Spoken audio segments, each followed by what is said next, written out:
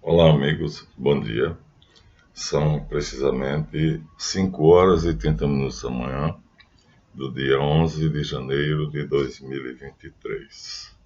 Portanto, hoje estamos gravando pela manhã às 5h30. E agradecendo, portanto, a colaboração de todos, cada qual da sua maneira. Devo a todos. O trabalho, portanto, não é meu, é nosso. Eu apenas estou coordenando e levando vocês a um caminho que eu percorri, o que, aliás, caracteriza o meu canal. Jamais serei um atravessador cultural, ou seja, não me interessa levar um assunto de um livro para você, o que caracteriza a maioria daqueles que fazem vídeos. Eu digo o que eu vivi. Essa é a minha marca. Então, vamos direto ao assunto. Continuando o que tínhamos deixado anteriormente, nós tínhamos mostrado a vocês que a loja maçônica é, na verdade, o Templo de Jerusalém. Então, a entrada é por aqui. Está aqui a coluna do primeiro vigilante, que, na verdade, é responsável pela ordem nessa parte, os intestinos e os instintos. O segundo vigilante fica olhando para os aprendizes que ele tem de controlar. E aqui o pavimento mosaico, onde está em dois lugares. Aqui nós temos um local, aqui nós temos outro local. Então são dois juramentos diferentes. O juramento feito aqui no centro é para os mais adiantados. E o juramento do aprendiz é feito aqui. Aqui nós temos um genuflexório. E então aqui é o peito, aqui é o ventre e aqui é a cabeça. E na cabeça tem o altar do Venerável Mestre, que vai conduzir todos os trabalhos. A individuação maçônica é extremamente simples e eficaz. Então, consiste em apresentar um projeto. Esse projeto é apresentado como sendo vocês fazendo parte, você tendo herdado das guildas medievais, a obrigação de construir a sociedade, construir o homem e o mundo. Então, lá nas guildas medievais, então se construíam catedrais. Mas, agora, por alguma razão, a partir do ano 1690, o modelo deixa de ser uma catedral gótica e passa a ser o Templo de Jerusalém. Mas aí o candidato não tem condições de perceber se há alguma diferença. Então, como herdeiro das guildas medievais, você é um construtor. E aqui você está na figura de um construtor, erguendo uma parede. Aqui estão vários e aqui está o edifício. Então, este é o seu papel. Isso lhe é dito imediatamente. Só que a construção que você vai ter que fazer é a construção de si mesmo, ou seja, é a individuação. Você vai ter que se tornar um indivíduo. Para ser um indivíduo, logicamente, vai ter que deixar de ser uma pessoa. Por quê? Porque são incompatíveis. Persona, máscara, é aquilo que a sociedade pensa que você é. Então, mas o verdadeiro projeto está aqui. Então a maçonaria vai tirar daqui de dentro esse projeto, e esse projeto será feito utilizando-se da metodologia dos construtores medievais. Isso liga você a um passado honroso. E você, então, agora recebe o porquê que não vai mais construir catedrais. Porque o Templo de Jerusalém, na verdade, lhe é apresentado como sendo a obra máxima da humanidade, já que o futuro do planeta é se tornar um rabinato. Isso não é dito assim, é dito de outra maneira. Mas quando você percebe que quem senta no comando da loja se chama, disse que está sentado no trono de Salomão, que os objetos que estão em cima do altar dele são a Shekinah, que é o castiçal de 7 braços, a Menorá e a Shekinah. Então, você acha que está seguindo a tradição muito, muito, muito antiga, que é a tradição mosaica, honrosa, e que você vai agora atualizar isso, trazendo esse circo construído no deserto para a cidade de Jerusalém.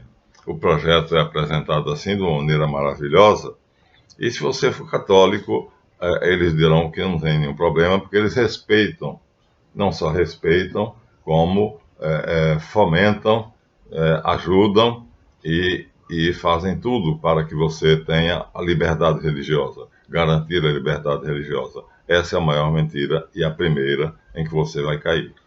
Então, apresentado o projeto, então já mostramos para vocês a planta baixa do Templo de Jerusalém, já apresentamos a planta baixa do Templo Maçônico, agora temos que fazê-lo, temos que construí-lo. E aí está agora, você vai deixar de ser uma pessoa. Esse é o processo de individuação em todas as 3 ordens: maçonaria, Igreja Católica e psicologia analítica.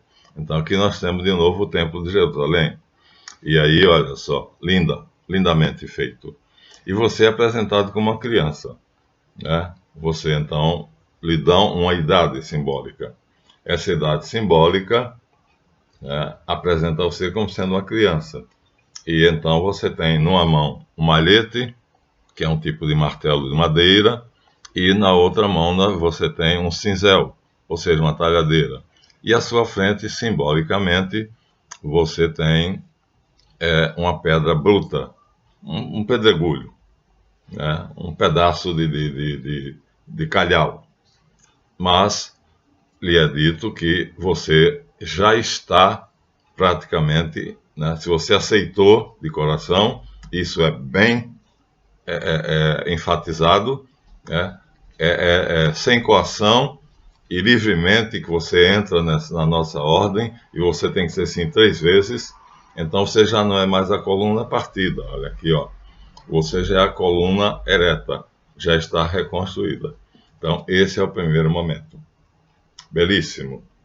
Então, é uma obra maravilhosa, porque era a 8ª maravilha do mundo, mas você não tem condições ainda de analisar. Você só sabe que terá que fazer isto, que vai contribuir para isto, e vai fazer, portanto, vai deixar de ser uma pessoa para ser um indivíduo. Isto é natural, é necessário. A pessoa, persona, é uma máscara, é uma farsa. Além do mais, ela não pertence a uma organização, a uma egrégora, como nós chamamos. Então, ela está solta no mundo. Então, ela tem que ter necessidade do pertencimento a algo grandioso. E aí é o segundo passo. No segundo passo, então você passa de aprendiz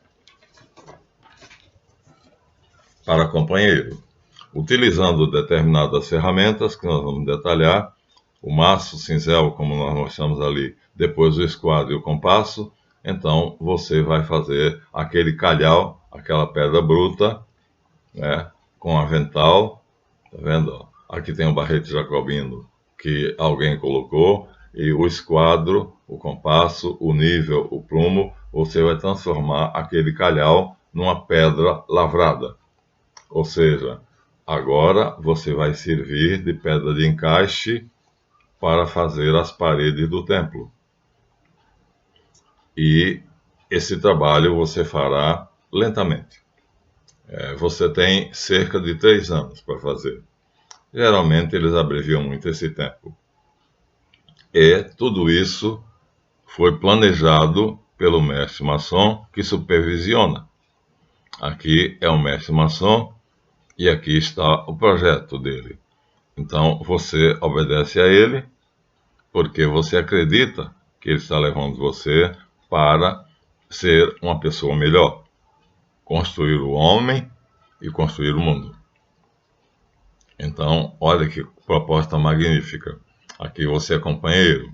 Então você já passou de uma idade de criança para uma idade de adulto, mas você vai adiante. O mestre vai fazer com que você vá ainda mais longe. E a próxima etapa é fazer com que você transforme esta pedra lavrada na pedra cúbica, que é isso aqui. Ou seja, a pirâmide, que significa a matéria, o espírito, e o cubo, que significa a matéria. Ou seja, unir o espírito à matéria. Sua cabeça terá que se tornar isso aqui. E seu corpo e tudo que está em torno de você terá que se tornar isso aqui. A proposta é muito simples, demanda apenas tempo e obediência. Obediência que é jurada. Você jura obedecer, mas jura com a melhor das intenções, de que vai fazer isto. E aqui, essa pedra, dessa maneira, ela vai encaixar em outras pedras para que, no final das contas, você construa o templo. E aí, o que você não sabe é que você estará fazendo parte de vamos dizer assim, de um todo que, se por um lado lhe dá a noção de pertencimento, de poder, porque a influência, a troca de influência, todos que se tornam esse templo, simultaneamente vão também se tornar uma outra coisa, que não está aqui, vai estar no outro livro, vamos pegá-lo. Então, é um grupo, aqui nós temos, é um grupo ao qual você pertence. Agora você não está mais sozinho, agora você é um indivíduo, você não é uma pessoa, não se separa mais desse grupo aqui. Agora você está ligado por laços indeléveis, indestrutíveis, a um grupo poderoso. Aqui só tem nobres, e os títulos honoríficos abundam. Então, e aí lhe vai ser dado vai ser dada a indicação para que você pesquise, estude. E você vai estudar e vai concluir com muito prazer, com muita satisfação, que você vai se equiparar a personalidades invejáveis, a personalidades que foram para a nossa sociedade verdadeiros exemplos, verdadeiras, vamos dizer assim, heróis. Então, nós temos aqui nada mais, nada menos do que George Washington lançando a pedra fundamental do templo maçônico da cidade de Washington, da cidade dele. E aí você é igual a ele. Porque pelo juramento de solidariedade, de fraternidade, então, não importa se você é presidente da República, não importa se você é um simples funcionário, pela lei da solidariedade maçônica, que eles chamam de fraternidade, mas eles não conhecem o que é fraternidade, que é conveniência, então você é outro George Washington. E se, na verdade, o presidente da República, você precisar de um favor dele, através de outros, você chegará até ele. Isso lhe dá uma noção de poder imensa. Ou seja, você não é mais um qualquer. Agora você se tornou uma celebridade. Agora você tem acesso aos maiores poderes da Terra. Agora você está ligado a algo que o venerável mestre está ali, naquela casinha, que na verdade é o Sancta Sanctorum, tá vendo? Então aqui é o caminho da maçonaria, Aqui é o caminho do maçom. Ele vai perfilar isso aqui, as colunas laterais, zodiacais, depois vai chegar o pavimento mosaico e finalmente ele tem a obrigação de se preparar para entrar neste edifício, que é um planejamento ou não, mas geralmente é um planejamento, né? E esse planejamento é o sumo sacerdócio. Então, religião, já dissemos, e aí todos deverão passar por aqui. E, veja, aqui você goza de dignidades, prerrogativas que são impensáveis para o homem comum. Quer dizer, 80% da população da Terra não tem a menor ideia, né, daquilo que é possível. Nós vimos um grande escândalo que na época repercutiu de uma maneira tremenda, que foi um condenado praticamente diante de um juiz. A televisão estava filmando tudo e ele já estava, o advogado, o promotor já tinha provado que ele era culpado, e ele então pediu licença ao juiz para se levantar e chegar até ele. O juiz concedeu, ele levantou-se, chegando diante do juiz, ele fez o sinal de socorro maçônico, que é isso aqui, simplesmente. O juiz mandou ele sentar e, no desenrolar da sessão, a sentença final foi inocente.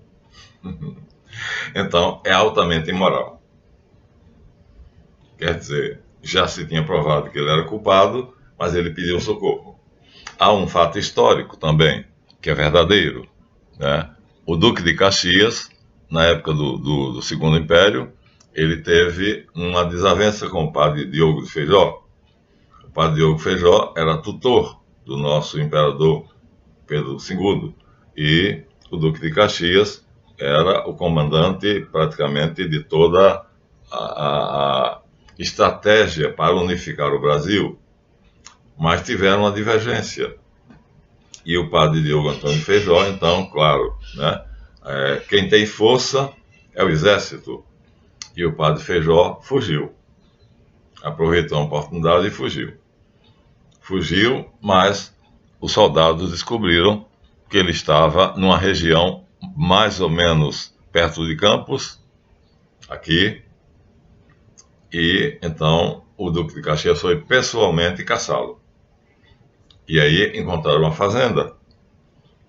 O Duque de Caxias mandou os soldados pararem diante da fazenda e disse que ia vasculhar pessoalmente a fazenda, porque ela estava praticamente abandonada. Isso é um fato. E ele entrou na fazenda. E quando chegou no primeiro cômodo, ele viu o padre Diogo Antônio Feijó, que fez o sinal de socorro maçônico para ele. Ou seja, estou nas suas mãos, mas eu peço a você que se lembre do juramento que você fez de solidariedade comigo. E o Duque de Caxias saiu, chegou para os soldados e disse: montem, vamos embora, não há ninguém nesse local. Então, é um mecanismo que faz você sentir uma segurança absoluta. Você está agora, não é mais uma pessoa, você é um indivíduo, e você, como indivíduo, não importa se você pertence às altas camadas, são 13 camadas, a grande pirâmide, aqui na nota de $1, né? Engraçado, né? Um símbolo egípcio, como selo, o grande selo americano, né? Aqui lá em cima está escrito em latim, Anuit Septis, quer dizer, eles nos olharam com bondade, e aqui está, nova ordem do mundo, nova ordem dos tempos. Então, você faz parte agora dessa pirâmide. Você não está no topo, jamais estará. Você sabe que a pessoa que está lá no topo é inacessível, mas acontece que ela controla toda a pirâmide. E não importa em que lugar, são 13 camadas, não importa em que camada você esteja, se você necessitar de um favor, se esse favor for indispensável para você, você o conseguirá. A troca de influências é obrigatória. Consiste na essência do juramento. E aí, o resto da sociedade não tem esse privilégio. está aqui misturado com você. Na argamassa das pedras, o resto da humanidade está tudo aqui. Só que são pedras que são removidas com facilidade. E você não, você é inamovível. Você pesa 10 toneladas e ninguém vai tirar você da sua posição. Você chegou a um grau, a uma posição que é invejável. Ninguém vai poder lhe tirar daí. Você então tem uma sensação de poder que só pode experimentar quem é maçom. Por quê? Porque você se equipara, você passa a gozar da irmandade, ou seja, da igualdade com os maiores personagens da história, vivos ou defuntos. Então, aqui nós temos, nesse quadro aqui, nós temos o príncipe da Saxônia, Frederico o Suábio, e o seu grupo de maçons, planejando como fazer para dividir a Alemanha em duas metades. E eles vão fazer isso porque são indivíduos, ou seja, quem pensa por eles é o mestre. Então, isso é uma característica da individuação. Você não tem mais pensamento livre. Você é uma contradição que eu sempre me bati, mas nem mesmo a Federação de Lojas Livres Soberana quer discutir esse assunto. Me pediram para eu não tocar nesse assunto. Quando eu pedi para fazermos essa discussão, me pediram para eu não tocar nesse assunto. Aqui nós temos novamente personagens famosos, o mesmo George Washington, agora aqui retrato para a posteridade, a colher de pedreiro na mão, o piso maçônico, né, o seu diploma de maçom, o avental, e num arco que simboliza exatamente o arco do triunfo, e assim as colunas J e B, olha, veja aqui, de um lado e de outro, e aqui você é igual a esse homem. Não igual em autoridade, mas igual em dignidade. Ou então o Winston Churchill, né, que foi o herói da Inglaterra, né, que venceu a ditadura mundial, que seria a tirania que seria imposta, e à frente dele aqui o selo comemorativo, nós temos mais uma vez a identificação, olha, as colunas, o esquadro e o compasso e o piso mosaico. Então, essa sensação de pertencimento à nobreza é reforçada. Por quê? Porque aqui nós temos heróis e nobres que são, vamos dizer assim, como você, pessoas que deixaram de ser pessoas e passam a ser indivíduos. A representação é feita por uma colmeia. E aqui nós temos a nota de $1 original. Olha aqui, ó. Aqui nós temos George Washington e aqui nós temos a Grande Pirâmide. Tá vendo? Agora, como é que um símbolo místico egípcio foi parar na nota de $1 é uma história de 1782. E por que que essa águia está aqui com o hexagrama? Essas estrelas aqui são os estados federativos dos Estados Unidos, e essa águia que não é águia bicéfala, que eles não são idiotas para colocar aqui, mas essa águia tem um significado muito grande. Então são dois símbolos esotéricos, fazendo o que na nota de $1? Né? Então, aqui está a prova de que o dinheiro é a coisa que mais circula. Então, em todo o mundo, o seu valor será reconhecido. Você será um cidadão universal. E aí, o seu lugar vai ser garantido, não importa se você seja um cidadão comum. Aqui acho que é Rudyard Kipling, já é uma pessoa famosa. Aqui nós temos o gordo e o magro, quem diria, não é? Aqui, ó, sabia? O gordo e o magro eram maçons. Tá vendo? Aqueles fazendo a cena de um filme. Então, não importa quem você seja, você deixou de ser uma pessoa. Você atingiu a individuação. Ou seja, o processo foi completado. Então, aqui nós temos Beethoven, aqui nós temos Sétimo, Louis Armstrong, ainda bem jovem, e você passa a ser, num passe de mágica, em 3 anos, você passa a ser igual a esses homens fantasticamente famosos. Só tem que ter as chaves. E essas chaves vão ser fornecidas. Olha como eles copiam tudo da igreja. Jesus Cristo disse a São Pedro: eu te darei a chave do reino dos céus. Eles são macacos. Na verdade, o processo de individuação deles é todo copiado. A palavra venerável é usada pelo coordenador de um mosteiro. Eles usam as chaves do reino do céu, são 2, tá vendo? Ó?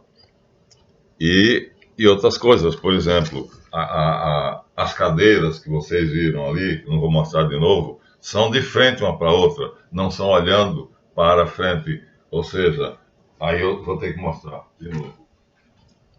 As cadeiras de um templo maçônico, elas não são, como seria de se esperar, olhando para o venerável mestre, que é o centro da ordem, o centro das atenções. Não são. Mas por que não são? Porque nos mosteiros beneditinos não eram. Os mosteiros beneditinos, eles, na hora das orações, eles se reúnem. Já muitas vezes eu fui lá, e aí as cadeiras são colocadas assim, ó. Uma de um lado e outra de outro, e aqui o vazio. Não existe isso, porque lá não é uma loja maçônica. Então eles copiaram tudo da Igreja Católica. Eles têm muito pouca imaginação, porque no Templo de Jerusalém não existe isso. Não existe cadeiras, todos ficam em pé. Então é tudo copiado. Mas a Igreja Católica também copia muita coisa, né? Santo Agostinho chegou a dizer que toda a verdade, esteja onde estiver, ela é católica. E aí, assim, eles foram fazendo a sua construção e você, de fato, agora morreu. Morreu de fato, morreu evidentemente, morreu realmente. Então, aquilo que lhe foi apresentado no início, o vitriol, né, a caveira, está aqui, ó, o quarto das reflexões, foi o primeiro lugar em que você entrou, em que apresentava você morto, e você morreu. Você morreu, mas você vai ressuscitar.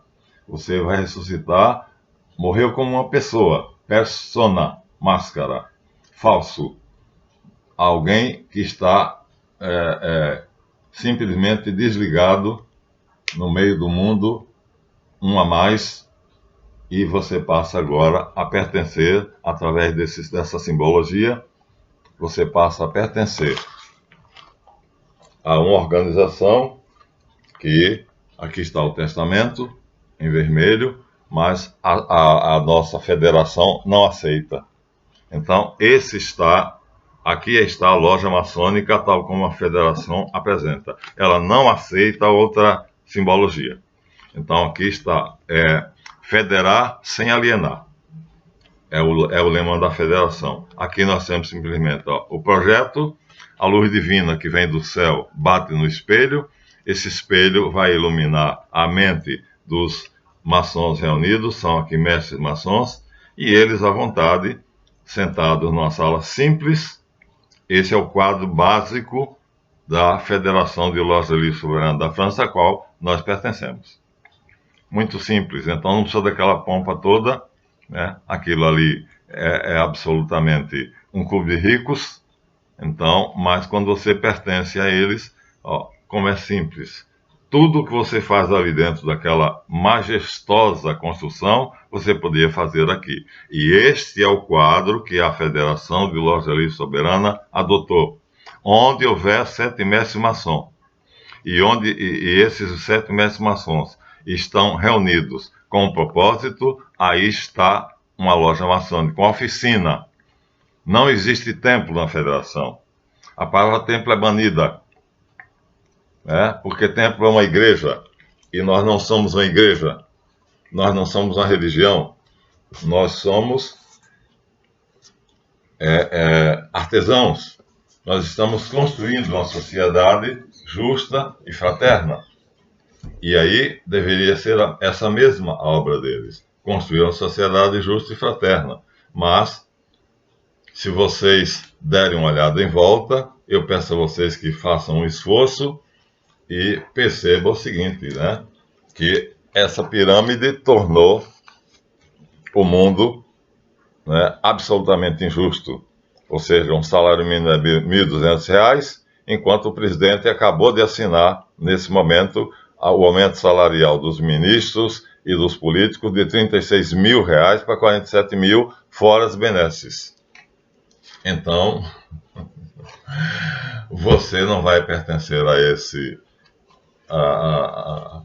não vai ganhar essas vantagens, mas você se satisfará sabendo que você está ligado ao poder. Olha, imagina você, aquele que pertencesse à loja de Silvio Santos. Aqui nós temos o imperador da Federico Suabe. Cadê ele? Sumiu? Aqui. Aqui o papel está tampando isso. Era o príncipe que era considerado o rei da Alemanha. E aqui estão vários outros príncipes e pessoas da corte. Então você adquiriu a individuação. O processo é extremamente simples e supervisionado de cima, o olho que tudo vê é a dinastia Rothschild. Pronto.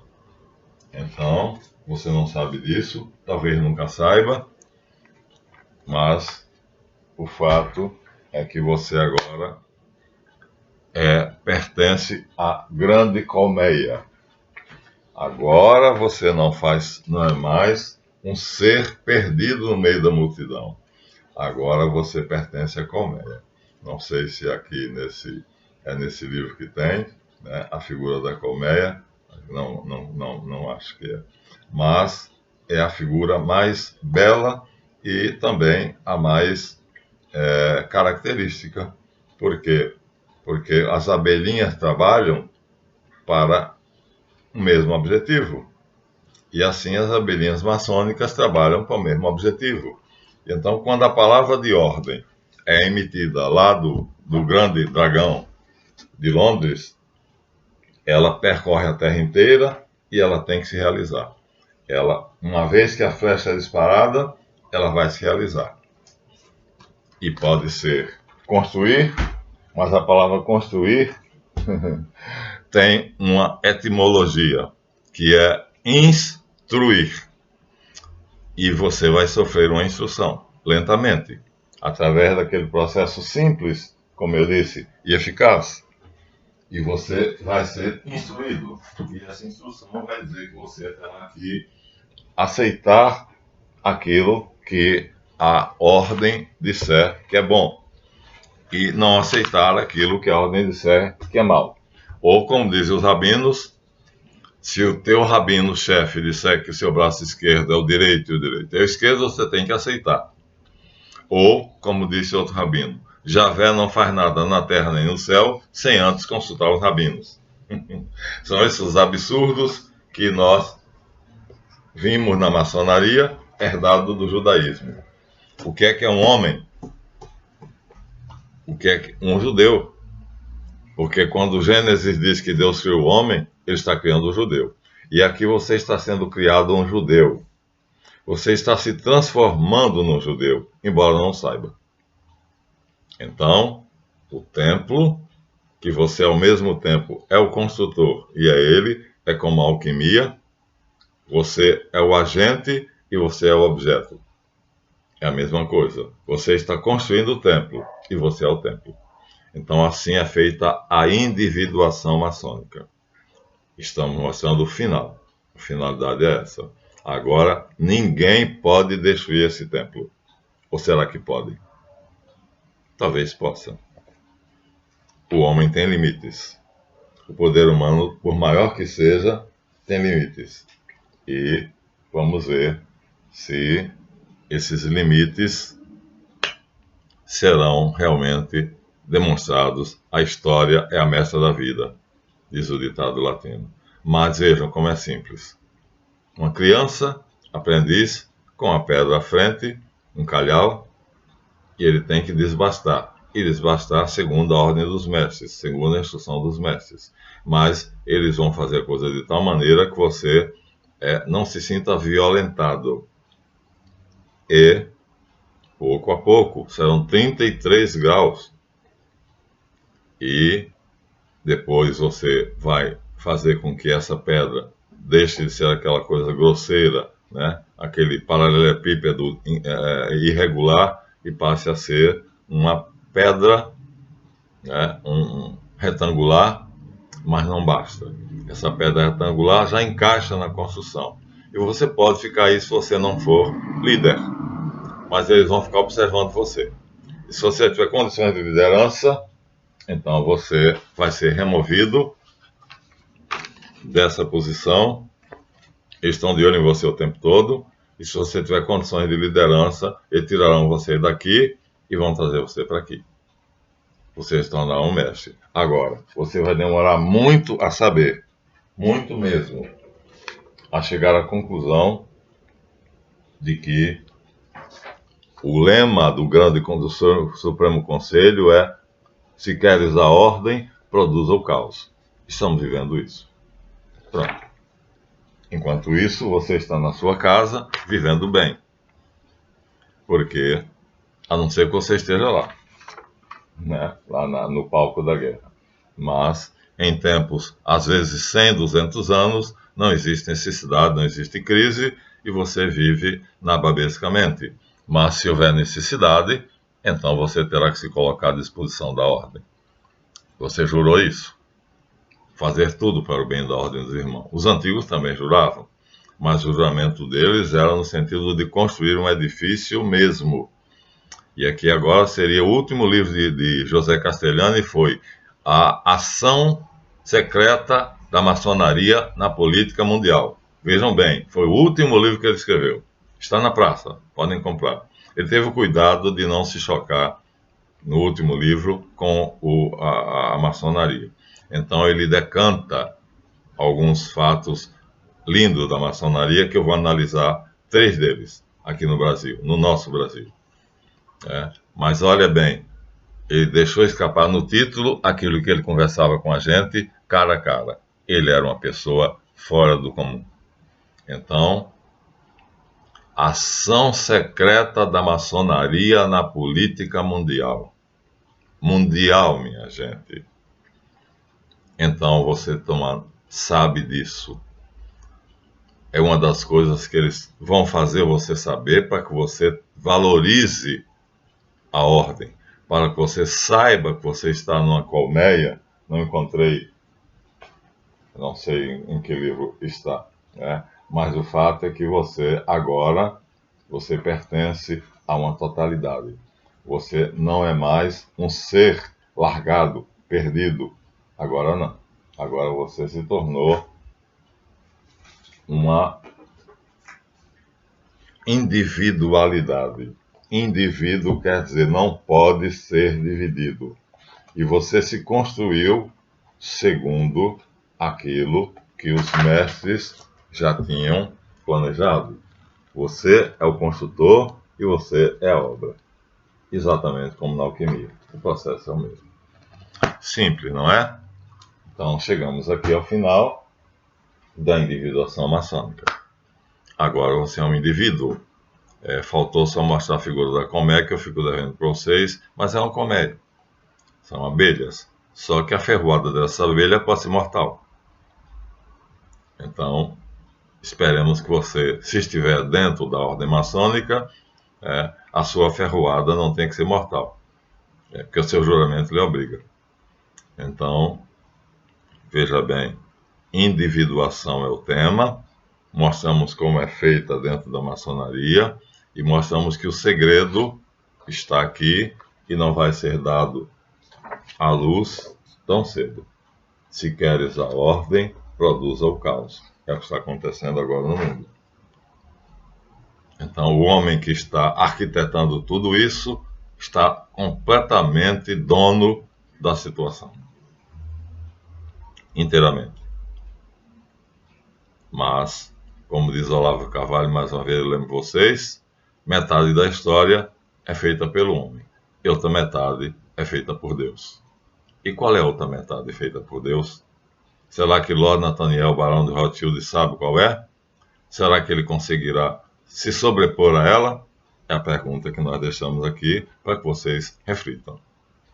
E com os meus cumprimentos a todos aqueles que estão acompanhando a nossa série e vendo como é simples o processo de individuação maçônica, simples, objetivo e eficaz.